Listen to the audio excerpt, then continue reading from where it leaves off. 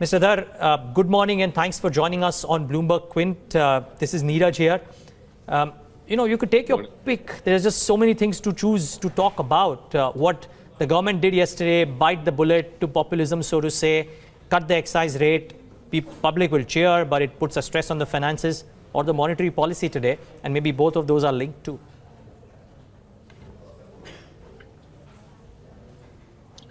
Yeah, I mean, there is a lot to talk about, and unfortunately, some of the macro momentum in the economy that you think we would have by now, we are not seeing, and and that is worrisome because the markets are elevated.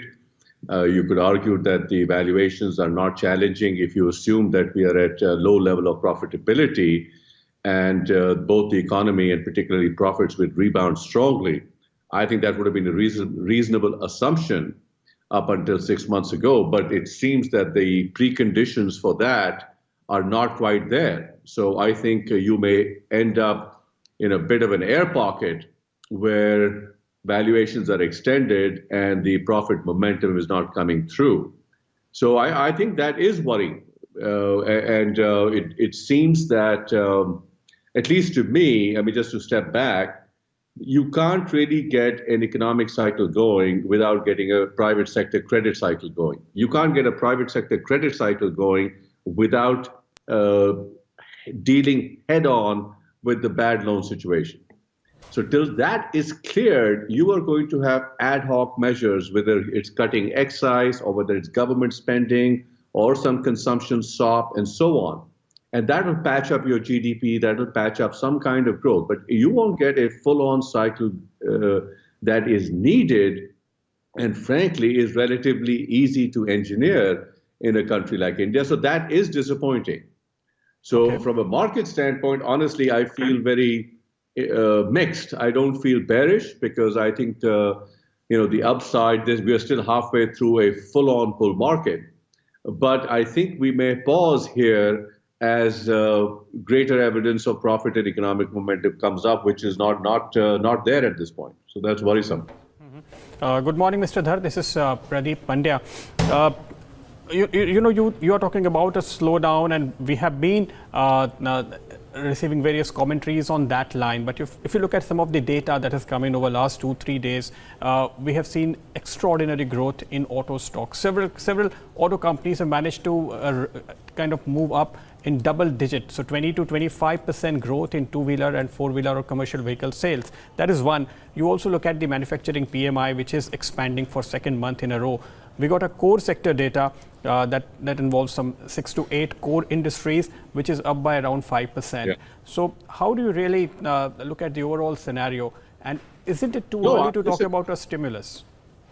No, I don't think you need a stimulus. You just need a sensible strategic policy. I mean, the government's job is not to create either jobs or growth. The government's job is to create the preconditions for employment and for growth.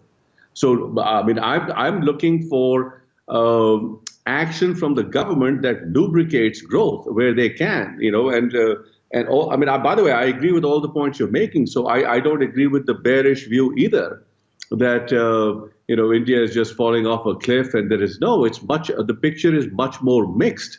I think, frankly, the evidence is that relatively shortly you will get some kind of cycle going. Just the valuations are extended. That's about it.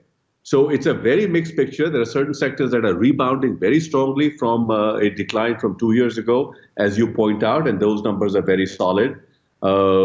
Even the forecast, even after being lowered, is up to 6.5% or 7%. It should be 8 or 9, but nothing wrong with 6.5 or 7, especially if it's accelerating. So lots of things are going on. I mean, this insolvency and bankruptcy code, I mean, at least all my lawyer friends tell me that is extremely well thought through, extremely well being implemented in a very, very constructive way. And that will go a long way. And I think, so that's what I mean, that you need to get the preconditions. For the first time, we are even using the word like privatization as opposed to this very Indian word of disinvestment. Hasn't happened yet, but at least the conversation is shifting. Conversation is shifting about bad loans, is shifting about privatization. So that is encouraging. And, there's a very vibrant private sector. So many areas, as you point out, are rebounding. So the picture is definitely mixed. I mean, that's my original point. I feel neither clearly bullish, because to support this kind of valuations, you need clear profit momentum. And that's not quite there. But you don't want to be out of a market that is going to grow somewhere between 6 and 9% over the next 5 or 6 years, where you are at the low point of the profit cycle, even valuations seem extended. So this is one of those times in a market and economic cycle that is a little unclear. And my experience when things are unclear is to stay involved and stay invested and not get to the sidelines. So I'm in a very, I was just mentioning to the other, I feel neither bullish nor bearish. I feel sort of sheepish. So I'm just hanging in there and seeing evidence for acceleration. And my sense is you'll get it. But it's unfortunate that, Indian policy needs to get pushed to the wall for something good to come out of it. So let's see what government really does. But any stories that you like, anything that you would like to pick up in the current market, or maybe if there is a correction? No, listen, I tend to invest in a very macro basis, and even when I'm picking stocks, I'd rather not talk about that. So in that sense, I'm sorry, I'm going to be very boring for your investors. And I think there are many trends. I still think a very boring area. I think Indian infrastructure will absolutely boom. So I think there will be lots of stocks and companies around that service Indian infrastructure. So I don't necessarily mean the big players that get infrastructure contracts, but the supply chain of fulfilling the infrastructure is a big area to investigate.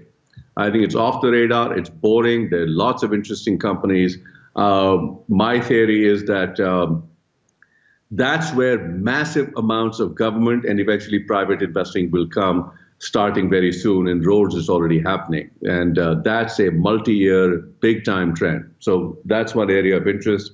I think defense in a similar way is another area of interest. I think financials is very complicated. I've always liked them. I think the private sector stuff is extremely overvalued. Some of the most exciting things are happening off market in unlisted stuff. So it's a little complicated as you get down to that level. Yeah, but Mr. Dhar, I have one final question really. A bunch of government initiatives which have started when the government came into power in 2014 or over the last 3 years at various points of time haven't seen any kind of pickup, be it local defense manufacturing has happened in a very sporadic way. This whole clean Ganga and dredging, so on and so forth, has not happened. Railways, for all that we spoke about, really hasn't set the order books of any of the domestic players on fire. Any of these pockets that might make a meaningful comeback, your conversations with policymakers or companies suggesting that? Honestly, I am extremely disappointed. And these things are very tough. These are very slow-moving, very political, very policy-oriented things. But so I didn't have high immediate expectations, but even my sort of medium-level expectations have been disappointing. I think some of the recent cabinet changes seem to indicate that is of greater concern, and so perhaps the cabinet reshuffle is indicative that this area will get a bigger and faster and more immediate priority.